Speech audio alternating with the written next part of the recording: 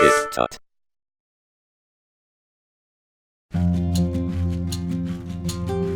Hello everybody and welcome back to TipTut. Welcome back to a few minutes of design. You know the gist by now. It's by Emily Campbell and we do little tasks every week that are somewhat to do with design thinking. This week we're looking at performing structures. The other side of this card features a device we use to perform a task. The caption underneath the picture says what the device is and what it does. Your task is to say in your own words and in as much detail as possible how exactly the device works, what parts of the structure contribute to the success of the function and how. And it's a safety pin. It attaches pieces of paper or textile to each other temporarily. Okay, why the hell not? Let's get thinking about product design. I've written lots of essays at uni. Why not write one about a safety pin? Let's get to it. The study of a safety pin. What does it do? It attaches pieces of paper or textile to each other temporarily. And how does it work? Well, wouldn't you like to know?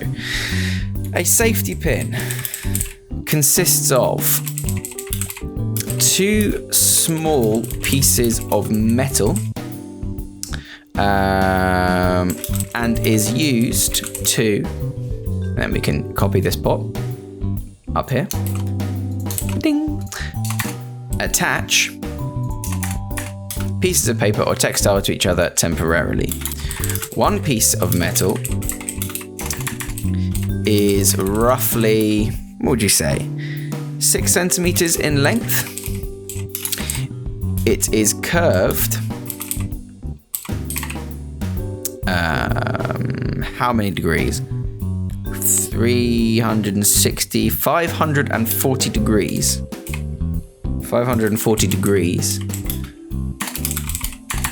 Roughly 1/3 down its length to turn back on itself. Ultimately, this forms a rounded rectangular shape. Okay, the second piece of metal is a curved U shape, a curved hollow U shape,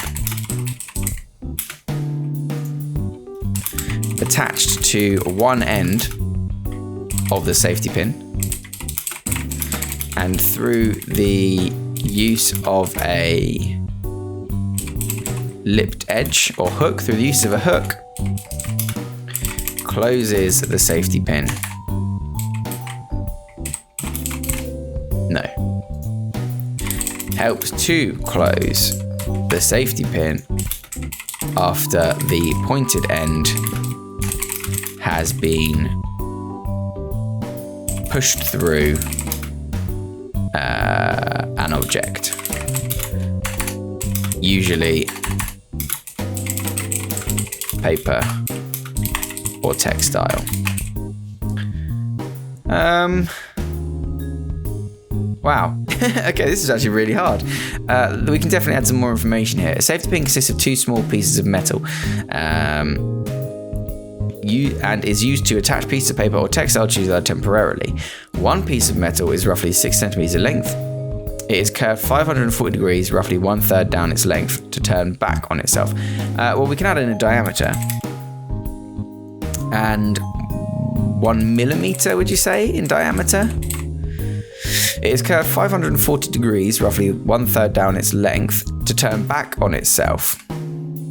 And ultimately, this forms a rounded rectangular shape with a spring at one end and a pointed section at the other. No, pointed tip at the other. The second piece of metal is a curved hollow U shape. Attached to one end of the safety pin, and through the use of a hook helps to close the safety pin after the pointed end has been pushed through an object, usually paper or textile. Matt, is there much more we can say about safety pins? We talked about what parts of the structure contribute to the success of the function and how. We've used quite a lot of detail. That's what, 100 words? What is that? Where's it say 100 words? Where's my word count? There's 120 words. 120 words on a paperclip, on a safety pin, sorry. I'd say that's pretty decent. This is a really weird one. I actually quite liked this one. It's weird that you're not obviously drawing or designing anything, but you are thinking about how a product is structured, which in itself, of course, is design, is function. That's really cool. A bit of a weird one, but oh well. We've got 52 of these things, so some of them are bound to be a bit strange. I don't know if you guys will enjoy this. I'm going to put it up anyway. I'm having loads of fun with this series. Hopefully you are too, and we'll make our way all the way through 52 of these exercises. Thank you very much for watching, everybody, and I'll see you all next time on TipTut. Remember to subscribe for more tips, tricks, and tutorials. Thanks for watching.